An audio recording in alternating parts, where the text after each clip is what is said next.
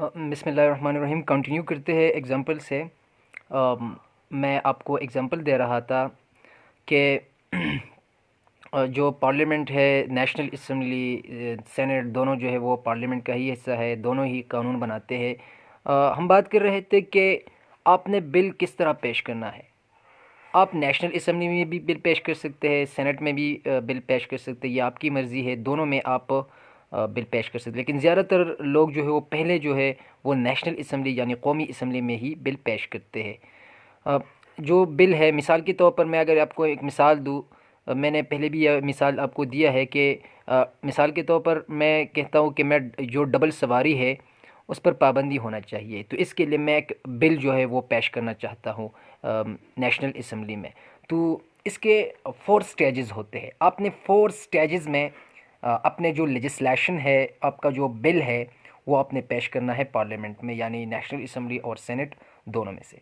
First of all, जो आपका जो ड्राफ्ट है यानी जो बिल है आपका, जो किसी लॉ एक्सपर्ट्स ने प्रिपेयर किया है, तैयार किया है, तो वो जो बिल है वो फ़र्स्ट ऑफ़ ऑल आप नेशनल असम्बली में पास कर सकते हैं या आप सेनेट में पास कर सकते हैं। मिसाल के तौर पर हम नेशनल असम्बली में पास करते हैं, हमने अपना बिल नेशनल असम्बली में पेश किया। अब जो ये ड्राफ्ट है, अ, हमने इसको मतलब लोअर हाउस यानी नेशनल असम्बली से हमने इसको इनिशिएट किया।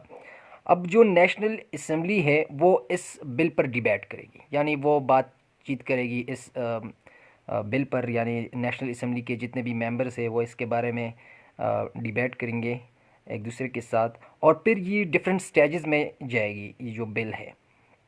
अगर नेशनल असम्बली आपके बिल को पास करती है तो फिर ये सेनेट में जाएगी। लेकिन जो नेशनल असम्बली है वो बिल तो या ओरिजिनल फॉर्म में पास करेगी या इसको अमेंडेड फॉर्म में पेश करेगी, पास करेगी, सॉरी। अमेंडेड फॉर्म का ये मतलब होता है कि वो इसमें चेंजेस करके पास कर सकती है। लेकिन ये याद रखिएगा कि जो नेशनल असम्बली है, इसमें बिल के अप्रूवल के लिए 3/4 members of the national assembly का होना बहुत ज़रूरी है। यानी 3/4, मिसाल के तौर पर अगर लेट इमेजिन, अगर नेशनल असम्बली में 4 मेंबर्स है, असल में तो नेशनल असम्बली में 4 मेंबर्स नहीं होते हैं, इसमें 342 मेंबर्स होते हैं। लेकिन लेट इमेजिन के 4 मेंबर्स है, तो इन 4 मेंबर्स में से 3 मेंबर्स ने इस बिल को अप्रूव करना है। अगर इन 3 मेंबर्स ने, 4 में से 3 मेंबर्स ने इस बिल को अप्रूव किया यानी इसको मंजूर किया, तो फिर ये बिल सेनेट में जाएगा। तो in short, 3/4 of the members of the national assembly के अप्रूवल का होना ज़रूरी है। अब जो बिल नेशनल असम्बली पास करेगी तो फिर ये बिल सेनेट में जाएगी।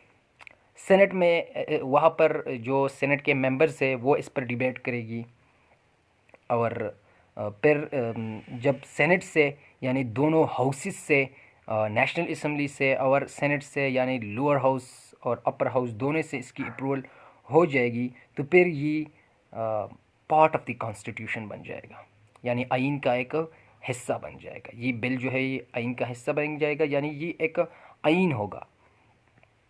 ये फिर क्या होगा, एक आइन होगा। अब जब सेनेट से ये, सेनेट के बाद ये कहा जाता है, ये सेनेट के बाद ये प्रेसिडेंट के पास जाता है अप्रूवल के लिए।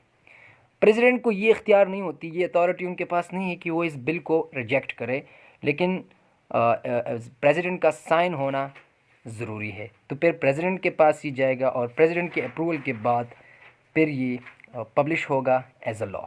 एज अ लॉ के तौर पर ये क्या होगा, पब्लिश होगा और कॉन्स्टिट्यूशन का हिस्सा बन जाएगा। तो ये जो है ये सारा एक प्रोसीजर है कि किस तरह एक कानून जो है वो बनता है।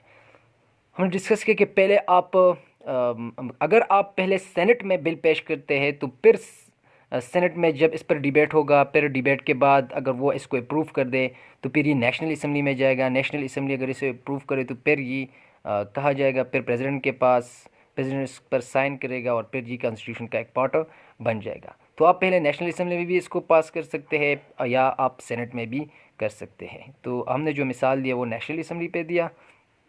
कि आप पहले नेशनल असम्बली में बिल पेश कर सकते हैं। अगर नेशनल असम्बली ने इसको अप्रूव किया तो फिर ये बिल जो है ये ओरिजिनल फॉर्म में या अमेंडेड फॉर्म में, यानी नेशनल असम्बली के मेंबर्स इसमें तरमीम भी कर सकते हैं, इसमें चेंजेस भी कर सकते हैं। अगर उसको कुछ गलत लगे या कोई पॉइंट जो है वो उसको सही ना लगे तो वो इसको बदल भी सकते हैं। तो या ओरिजिनल फॉर्म में ये सेनेट में जाएगी या फिर अमेंडेड फॉर्म में जाएगी, और सेनेट के मेंबर्स भी इस पर डिबेट करेंगे फिर, और सेनेट के बाद ये प्रेसिडेंट के पास जाएगा ये बिल, यानी सदर के पास, और सदर इस पर साइन करके ये कॉन्स्टिट्यूशन का पार्ट बन जाएगा।